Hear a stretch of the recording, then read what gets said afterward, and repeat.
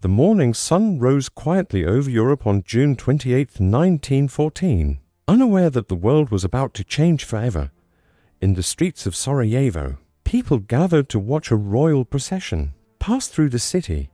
Archduke Franz Ferdinand of Austria-Hungary sat in an open car beside his wife Sophie, believing the danger had already passed. Earlier that day, a bomb had been thrown at his convoy but failed to kill him. Fate, however, was not finished. As the driver took a wrong turn and slowed the car near a small bridge, a young man stepped forward from the crowd. His name was Gavrilo Princip. Without hesitation, he raised his pistol and fired 2 shots. One struck the Archduke, the other his wife. Within minutes, both were dead. Those 2 bullets echoed far beyond Sarajevo, traveling across borders, alliances, and empires. In the weeks that followed, Europe moved toward war as if pulled by an invisible force. Austria-Hungary blamed Serbia. Germany promised full support to Austria. Russia mobilized to protect Serbia.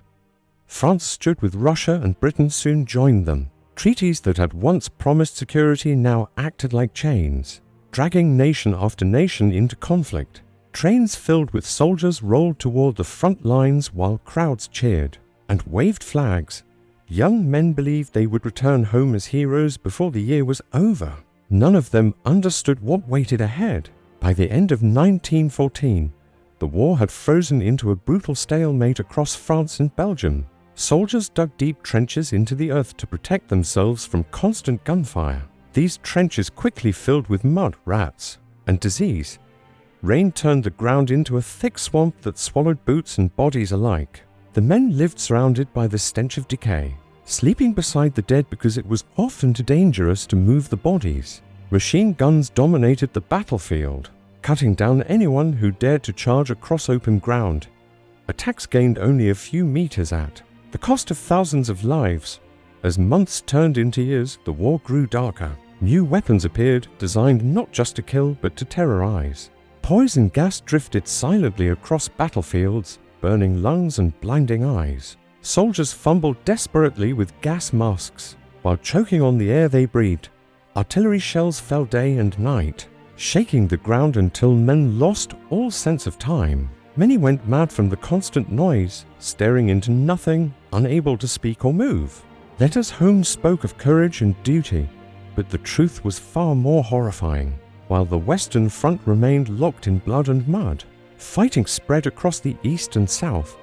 Russian soldiers, poorly equipped and led, suffered enormous losses. The Ottoman Empire collapsed into chaos, dragging the Middle East into war. In Africa and Asia, colonial troops fought and died for empires that treated them as expendable. World War I was no longer a European conflict. It had consumed the world. Battles became symbols of endless sacrifice. At Verdun, French and German forces fought for nearly a year over land that held no real value. Hundreds of thousands were killed or wounded, yet the front lines barely moved. At the Somme, British soldiers climbed out of their trenches and walked forward as ordered, only to be cut down by machine gun fire.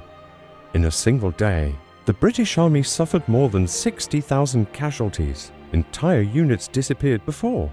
Noon still, the war continued. By 1917, exhaustion gripped all sides. Food shortages spread. Morale collapsed. In Russia, revolution broke out, forcing the country to withdraw from the war. Germany, desperate to win before its resources ran out, unleashed unrestricted submarine warfare, sinking ships without warning.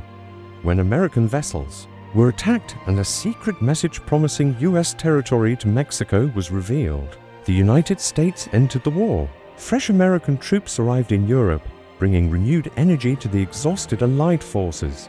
In 1918, the balance finally shifted. Germany launched one last massive offensive but failed to break the Allied lines. As American soldiers poured in and Allied counterattacks intensified, German forces began to retreat. Hunger, strikes, and unrest spread at home. One by one, Germany's allies collapsed. At last, the German government asked for an armistice. On November 11, 1918, an agreement was signed to end the fighting. The guns were to fall silent at 11 o'clock in the mourning. Yet until the final minute, soldiers continued to die. Artillery fired. Rifles cracked. One last American soldier charged toward enemy lines and was shot moments before the ceasefire took effect. When the clock struck 11, the battlefield fell quiet. After 4 years of constant noise, the silence felt unreal. The war was over, but peace was fragile. The treaty that followed punished Germany harshly, stripping it of land, wealth, and pride. Borders were redrawn without care for the people who lived there. Nations were left angry and broken. Among the defeated was a bitter former soldier who believed Germany had been betrayed. His anger would one day ignite another, even greater war. World War I ended with promises that such destruction would never happen again. But the wounds it left behind were deep and unresolved. The world moved forward, unaware that the shadow of another war was already growing, waiting for the right moment to rise.